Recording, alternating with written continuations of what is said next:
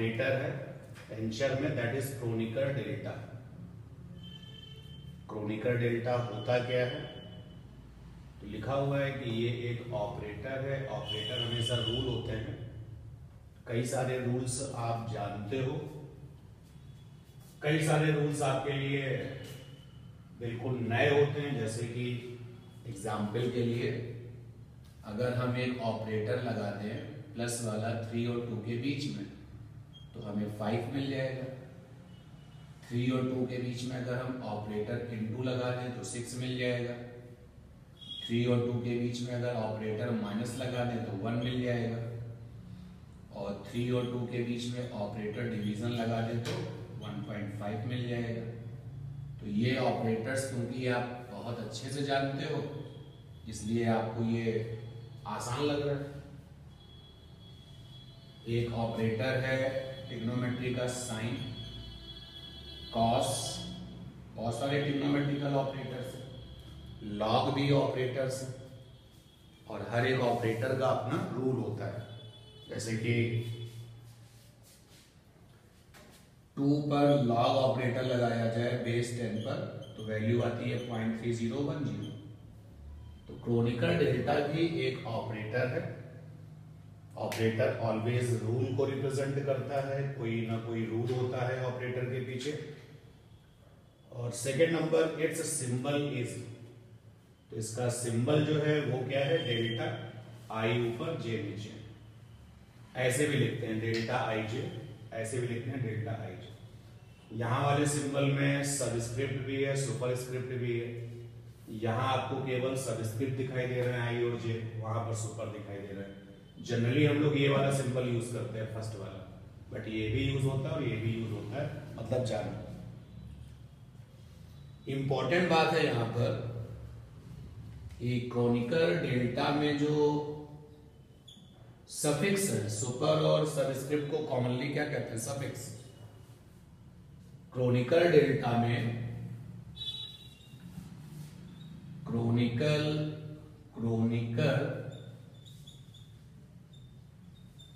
Delta में जो suffix होते हैं आई जे यूज होंगे, कोई और सफिक्स यहां पे यूज नहीं कर सकते हैं। और अगर कहीं पर ये सफिक्स कुछ और अगर दिखाई दे रहा है तो आप उसको क्रोनिकर डेल्टा नहीं कहोगे। जैसे अगर इस तरीके से लिखा जाए डेल्टा के एल, तो ये क्रोनिकर डेल्टा नहीं है। अब बारी है कि क्रोनिकर डेल्टा जो है वो रूल है, तो कैसा रूल है? तो ये इसका रूल लिखा हुआ है। अगर आई और जे आपस में इक्वल है तो वैल्यू 1 होती है, और अगर आई और जे आपस में इक्वल नहीं है तो वैल्यू 0 होती है। तो क्रोनिकर डेल्टा का जो रूल है वो सबसे लास्ट में लिखा हुआ है।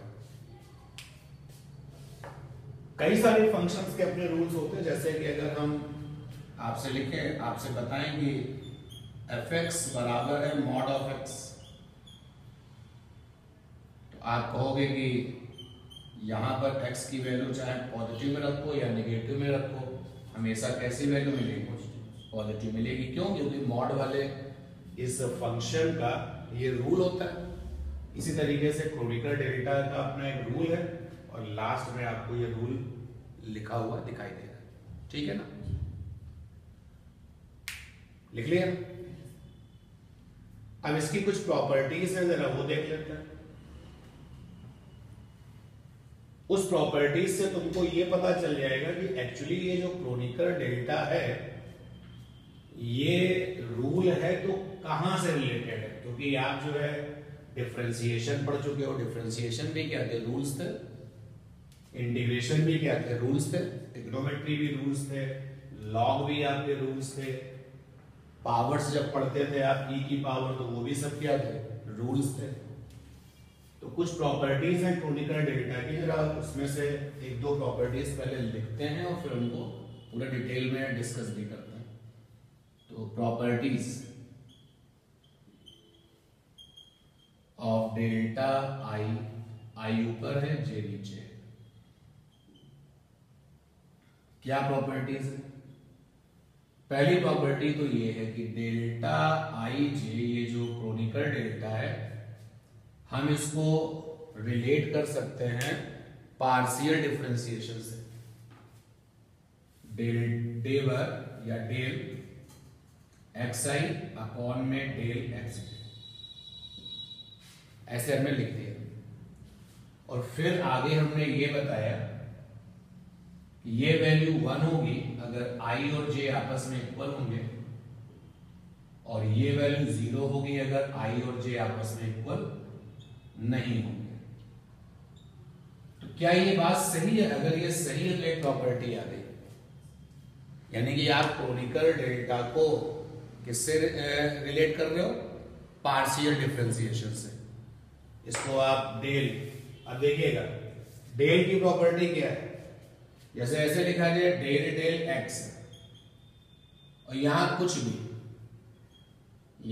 भी ले लो, लेकिन एक्स नहीं होगा, लेकिन एक्स नहीं, आंसर हमेशा क्या है?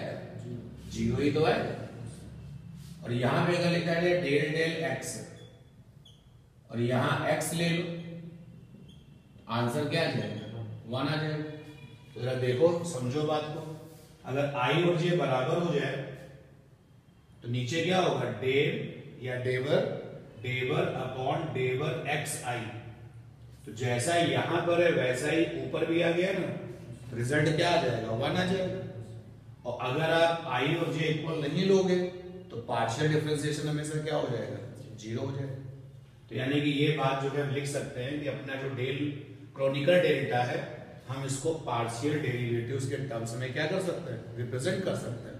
तो कभी अगर जरूरत पड़ती है सिचुएशंस के अकॉर्डिंग, तो हम क्रोनिकल डेल्टा को इस तरीके से कन्वर्ट करेंगे, ठीक है ना। तो प्रॉपर्टीज ऑफ क्रोनिकल डेल्टा में पहली प्रॉपर्टी तो ये है। एक्सप्लेन भी कर दिया ना मैंने।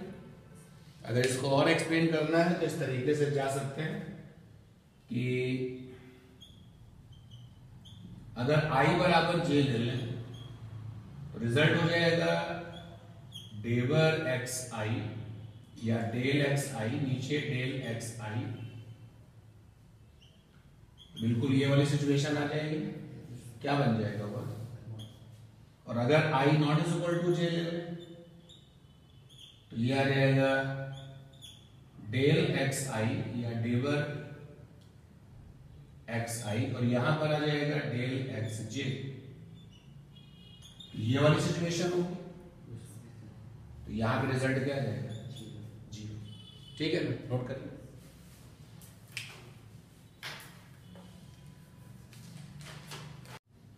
तो ये रही आपकी फर्स्ट प्रॉपर्टी। सेकंड प्रॉपर्टी देखो क्या है। क्रोनिकल डेल्टा में अगर ऐसा हो जाए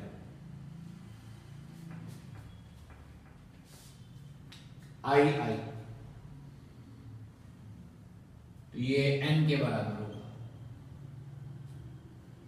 और यहां पर ये बात भी बता दें कि if we count summation convention Einstein की जो सोच थी। देखिए यही क्रोनिकल डेल्टा आपको जो है क्या दे सकता है? सिचुएशंस के अकॉर्डिंग आपको पार्शियल डिफरेंशिएशन भी दे सकता है। और डेल्टा आई की वैल्यू n होगी। ये तब होगी जब आप आइंस्टाइन के अकॉर्डिंग सोचोगे। समेशन कन्वेंशन, आइंस्टाइन के समेशन कन्वेंशन में डमी सफिक्स था, और डमी सफिक्स हमेशा किसको सपोर्ट करता था? समेशन को। यहां पर देखो आई लिख दें या जे लिख दें तो कोई फर्क तो पड़ेगा नहीं, क्योंकि आई का मतलब भी क्या है? आई बराबर 1 से लेकर के n, और जे लिखेंगे तब भी क्या होगा? 1 से लेकर के n। तो यहां पर इस बात को भी है आपको जानना है कि इसकी वैल्यू n के बराबर होगी। फिर भी ब्रैकेट में हमने लिख दिया है, ये तब रिजल्ट आ रहा है जब हम अपने दिमाग को कहां ले जा रहे हैं? समेशन कन्वेंशन पे। प्रूफ कर देते हैं, देखिए कैसे। समेशन कन्वेंशन के अकॉर्डिंग हम इसको ऐसे ही तो लिखेंगे 1 1 2 2। भूल तो नहीं गए? टेंशन की पहली क्लास, ठीक है, जब हमारे पास डमी सफिक्स आते थे। किसी भी टर्म में अगर डमी सफिक्स है तो हम तुरंत क्या समझते थे? समेशन। ये समझ लेते थे, लेकिन फिर भी हमने यहाँ ब्रैकेट में लिख दिया। यहाँ जैसे हमने आई और जे इक्वल किए, जहां पर जे था वहां पे क्या लिया आई, तो ये आई क्या बन गया, डमी सफिक्स बन गया। जैसे आपके ये डमी सफिक्स बन गया तुरंत आप क्या कहोगे कि समेशन कन्वेंशन ले सकते हैं। और जब हम डमी सफिक्स की बात करते थे, कुछ नहीं बताया जाता था रेंज के बारे में, तो हमेशा 1 से लेकर के n, और ये आ जाएगा 3 3 4 4 एंड सो ऑन, लास्ट में क्या होगा n। अब देखिए रूल के अकॉर्डिंग इसकी वैल्यू कितनी हो जाएगी 1, क्योंकि i बराबर j के केस में क्या होता है 1, क्योंकि रूल है आपके पास कि delta ij is equal to 1 if i बराबर j। तो यहां पर वो सिचुएशन चल रही है, ये भी क्या हो जाएगा 1, ये भी आ जाएगा 1, ये भी 1, और लास्ट में भी कितना आ जाएगा 1। ये 1 कितने बार होगा, n बार होगा ना, और 1 को अगर 4 बार ऐड कर दो तो क्या बनता है 4, 5 बार ऐड करो तो क्या बनता है 5, तो अगर n बार ऐड करोगे तो क्या बनेगा n। हो गया प्रूफ, नोट करिए। सेकंड प्रॉपर्टी है। तीसरी प्रॉपर्टी देखते हैं, delta I J A J K is equal to ए आई के। याद कैसे रखेंगे, जे जे हट गया, जे और जे हट गया, क्या बचा आई के। ठीक है, प्रूफ कर लिया है। देखो इसमें कहीं डमी सफिक्स दिख रहा है क्या, इस टर्म में कहीं डमी सफिक्स आया, जे जे है डमी सफिक्स है ना, नीचे भी है और ऊपर भी है। जैसे ही डमी सफिक्स दिखता है ऑलवेज क्या समय मतलब होता है समेशन। तो हमने यहां पर delta I J A J के, और डमी सफिक्स की वैल्यू अगर नहीं दी जाती है तो हमेशा कहां से लेके कहां तक, 1 से लेकर के n तक। तो मैं यहां लिख दे रहा हूं अपने खुद के समझने के लिए, और आप भी वो चीज समझे। यहां डमी सफिक्स जे है, so take value of J 1 to n under the summation वाला कन्वेंशन आइंस्टाइन का। जैसे आप ये काम करोगे तो ये आएगा डेल्टा आई रहेगा, जे की वैल्यू 1 होगी, ए 1 के। डमी सफिक्स की वैल्यू लेनी है ना आपको, डमी सफिक्स यहां पर जे बना है, प्लस जे की वैल्यू 2 ले लो, 2 2 के, एक सेकेंड,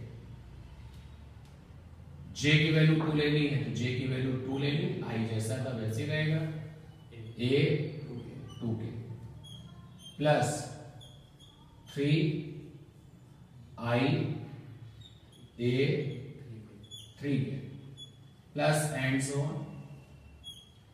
अच्छा एक बात बताओ कि लास्ट में जो है जे की वैल्यू क्या होगी, n है, तो लास्ट वाला टर्म जो है वो जे की वैल्यू n होगी, वो भी लिख लेते हैं, आई ए एन के, ठीक है ना। तो क्या ये मान सकते हो या समझ सकते हो कि जे की वैल्यू कभी ना कभी आई के भी तो बराबर पहुंचेगी, बोलो भाई, जे की वैल्यू कभी ना कभी आई के तो बराबर हो ही जाएगी भाई। जे की वैल्यू 1 से लेकर के n तक जाएगी, तो जे की वैल्यू 6 भी होगी, जे की वैल्यू 8 भी होगी, जे की वैल्यू 9 भी होगी, तो कभी ना कभी जे की वैल्यू क्या होगी, आई के बराबर भी होगी, हाँ या ना, पक्का। तो जिस सिचुएशन में जे की वैल्यू आई लेंगे वो टर्म कौन सा होगा, जब आप जे की वैल्यू आई लेंगे तो ये आ जाएगा डेल्टा, और जब जे की वैल्यू आई लेंगे और यहां पर कैपिटल ए और आई और साथ में के, जे की वैल्यू 1 से लेकर के n तक लेनी है तो जे की वैल्यू आई के बराबर भी तो होगी ना, कभी ना कभी आई से कम भी होगी, आई से ज्यादा भी होगी, बट कभी ना कभी तो आई के बराबर भी होगी ना, तो वो हमने सिचुएशन काउंट कर लिया। अब देखिएगा, समझिएगा बात को, क्रॉन्कर डेल्टा जो है, क्रॉनिकल डेल्टा वो ये है, ठीक है। तो ये रिजल्ट क्या हो गया 0, रूल ऑफ क्रॉनिकल डेल्टा से। क्यों भाई जीरो हो गया? क्योंकि क्रॉनिकल डेल्टा आई जे बराबर होता है जीरो अगर आई और जे आपस में बराबर। यहां तो साफ साफ दिखाई दे रहा है कि ये जे आपका 1 है और आई, देखो यहां पर मैं बराबर ले चुका हूं, तो ये बात पक्का है कि इसके अलावा जो आगे के टर्म्स हैं और इससे जो पीछे के टर्म्स हैं उसमें आई और जे बराबर नहीं है, क्योंकि बराबर वाला तो केस ये, तो इसके साथ जो आगे वाले हैं उसमें बराबर नहीं है आई और जे, इसके पीछे वाले भी लोग आई और जे बराबर। तो यहां पर देखिए आई की वैल्यू 1 के बराबर तो नहीं है, तो क्या हो जाएगा? जीरो, खत्म हो जाएगा। ये जीरो के साथ मल्टीप्लाई होगा तो क्या दे देगा? जीरो।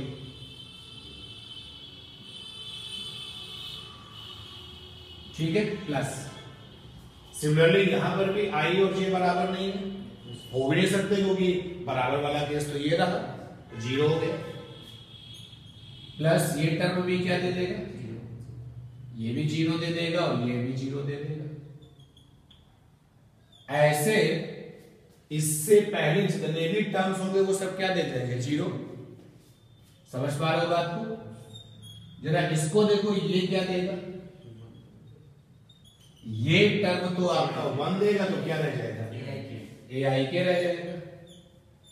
और प्लस जितने भी आगे वाले होंगे वो भी सब क्या देंगे? जीरो, क्योंकि उसमें आई और जे आपस में बराबर। तो सारे के सारे जीरो वाले हटा दीजिए। आपने इस प्रॉपर्टी को भी प्रूव कर लिया। ए J K is equal to हो जाएगा ए आई के। अब पेपर में अगर आप ऑब्जेक्टिव क्वेश्चन देख रहे होगे प्रॉपर्टीज पर, तो रिजल्ट को पकड़ना पड़ेगा। तो कैसे तैयार करें? जे और जे कट गए, आई के बच गया, और ये केवल ए के साथ है, डेल्टा भी चला गया। ठीक है, जरा इसको देखें। ये प्रॉपर्टी नंबर 3 है ना? देखो जरा प्रॉपर्टी नंबर 4 देख लो। प्रॉपर्टी नंबर 4 ये है। इसको भी कैसे तैयार करें? जे और जे कट गया, आई के रह गया। ठीक है ना? बताइए यहाँ पे डमी सफिक्स कौन है? तो लिखा मैंने डेल्टा आई जे, डेल्टा आई के, डेल्टा जे के। ठीक है, जैसे तुमने डमी सफिक्स को पकड़ा कि यहाँ डमी सफिक्स जे है, तो जे की वैल्यू 1 से लेके कहां तक? n तक। तो ये बात यहां पर भी फॉलो हो गई। यहां डमी सफिक्स जे है, so take the value of J 1 से n। स्टार्ट करें तो ये हो जाएगा डेल्टा जे की वैल्यू 1, आई डेल्टा 1 के। लिखते समय अटेंशन में रहना है, जे की वैल्यू लेनी है। नेक्स्ट जे की वैल्यू 2, आई 2 के। सही है? प्लस जे की वैल्यू 3, ये आ गया 3 के। और ऐसे चलते चलते एक सिचुएशन ऐसी भी तो आएगी जब जे की वैल्यू आई के क्या होगी? बराबर। वो टर्म भी ले लिया जब जे की वैल्यू आई होगी, तो डेल्टा आई आई डेल्टा आई के प्लस एंड सो, और लास्ट का जो टर्म आएगा वो होगा डेल्टा एन आई डेल्टा एन के। क्लियर है ये बात? अब देखिए ये लोग तो फिर से देखो, इसको छोड़ करके जो ये टर्म है आपका, ये इस वाले केस में जे और आई आपस में क्या है? बराबर। इसके पहले और इसके बाद में जे और आई बराबर, और यहां पर ये आपका क्रोनिकल डेल्टा है, ये क्रोनिकल डेल्टा। तो यहां पर आप देखिए ये पहला वाला क्रोनिकल डेल्टा है, रूल से जीरो दे देगा। प्लस यहां पर भी पहला वाला क्रोनिकल डेल्टा है, रूल से क्या दे देगा? जीरो, क्योंकि आई और जे बराबर नहीं है, और वो जीरो उसके साथ जाएगा तो जीरो दे देगा। ऐसे ये वाला रिजल्ट भी क्या दे देगा? जीरो। प्लस ये रिजल्ट क्या दे देगा? इसमें 1 आ जाएगा, ये आ जाएगा डेल्टा के आई, और आगे के रिजल्ट में सब क्या दे देंगे? जीरो। तो रिजल्ट आपका प्रूफ हो गया, delta I J delta J K is equal to जे और जे कैंसिल, क्या आ गया डेल्टा आई के। ये जो रिजल्ट है आपका राइट हैंड साइड में वो क्रोनिकल डेल्टा नहीं है, ठीक है ना, क्योंकि क्रोनिकल डेल्टा में जो आपके सफिक्स होते हैं वो क्या होते हैं, आई और जे। नोट करिए।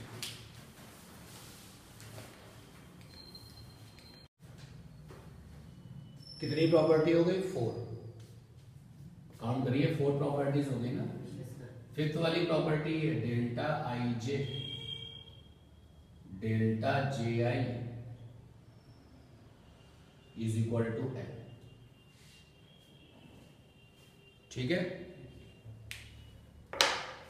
अभी तक जो प्रॉपर्टीज हमने पढ़ी हैं उसको अगर काउंट करें तो फिफ्थ नंबर की प्रॉपर्टी है। देखो अभी तक हम क्या क्या पढ़ चुके हैं, हम ये पढ़ चुके हैं कि डेल्टा आई जे को लिख सकते हैं पार्शियल डिफरेंशिएशन के फॉर्म में, हम ये पढ़ चुके हैं, लिख सकते हैं ना। अगर आई और जे इक्वल हुआ तो 1 हो जाएगा, अदरवाइज क्या हो जाएगा, 0, ऐसे लिख सकते हैं। ये हमारी पहली प्रॉपर्टी थी। दूसरी प्रॉपर्टी थी कि डेल्टा आई आई ये हो जाएगा n, क्योंकि जैसे डमी सरफेस दिखता है तुरंत हमारा दिमाग समेशन कन्वेंशन की तरफ सोचने लगता है।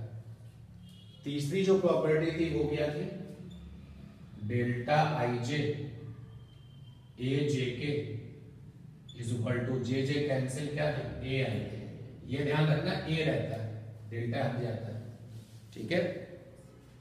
और फोर्थ नंबर प्रॉपर्टी थी डेल्टा आई जे और delta J K is equal to क्या था, जे जे कैंसिल डेल्टा आई के। तैयार भी रखना पड़ेगा ना प्रॉपर्टीज। और पांचवी प्रॉपर्टी है, तो जो पांचवी वाली प्रॉपर्टी है वो हम लोग कर लेंगे फोर्थ नंबर प्रॉपर्टी से। तो हमने यहाँ पर लिखा वी नो दैट जो फोर्थ प्रॉपर्टी है आपकी ये वाली, इसी को कॉपी किया, डेल्टा आई जे डेल्टा आई के डेल्टा आई के, डेल्टा आई जे डेल्टा जे के, ये है आपकी फोर्थ नंबर प्रॉपर्टी, ठीक है। अगला देखें, जो हम जानते हैं वो ये रहा, जो सामने दिख रहा है उसमें चेंजेस देखो क्या है, के की जगह पे क्या ले लें, अगर के की जगह पे तो के इज इक्वल टू आई को टक करते हैं, तो delta I J delta J आई इधर हो जाएगा डेल्टा आई और आई, और सेकंड प्रॉपर्टी से किसके इक्वल है, एन के इक्वल हो गया प्रूफ, ठीक है। नोट करिए फर्स्ट क्वेश्चन, फर्स्ट ऑप्शन कौन सा प्रॉपर्टी, क्रोनिकल डेल्टा की कौन सी प्रॉपर्टी, डेल्टा आई जे ए, अच्छा ऊपर मैंने आई लिया है, और ए जे की ऐसे कोई बाउंडेशन नहीं होती कि ऊपर आई ही लेना, बट आई और जे हो गई ये कंफर्म है। हम किसी को भी सब और किसी को भी क्या लगा देते हैं सुपर में, बट आपकी बुक में जो फॉलो किया गया हम उसी को फॉलो कर रहे हैं। तो ये आ जाता है ए आई के, ये हो जाता है, देखो वही तो है, के यहाँ है ही नहीं, देखो यहाँ पर डेल्टा आई जे है, डेल्टा आई जे है, और ए जे के बराबर क्या चल रहा होगा, बिल्कुल वैसा ही सिचुएशन है कि नहीं, जैसे के बराबर 1 लेंगे तो क्या करेंगे, फर्स्ट ऑप्शन। अब देखिए यहाँ पर जैसे आपकी अपनी बुक में आई ऊपर और जे नीचे रखा गया, तो ये कोई बाउंडेशन नहीं है कि, लेकिन ये बाउंडेशन है कि आई जे लेना है, क्रोनिकल डेल्टा में आई जे लेना है, ये बाउंडेशन है। आप किसी को भी सुपर में और किसी को भी कहाँ रख सकते हैं, सब में, ठीक है ना। तो अब हमें पता है कि आई जे, ऑप्शन बताओ, ये भी हो सकता है और ये भी हो सकता है ना, बोलो डेफिनेशन के अकॉर्डिंग, पक्का ना, दोनों ऑप्शन सही। अगर आई बराबर जे है तो फिर 1 होगा, आई बराबर अगर नॉट जे है तो क्या हो जाएगा, 0, ठीक है। अच्छा यहाँ पे आई आ जाए या यहाँ पे जे आ जाए, तुरंत क्या सोचोगे, डमी के बारे में, तो किस पे टिक लगाओगे, एन के बाद। समेशन कन्वेंशन, जैसे ही आप कोई टर्म देखते हो और वहां पर आप तुरंत जो है समेशन के बारे में सोचते हो, ये तब होता है जब आपको कौन सा सफिक्स दिखता है, डमी। कौन सा ऑप्शन? फर्स्ट वाला। ठीक है, नोट करना है तो नोट कर सकते हैं आप।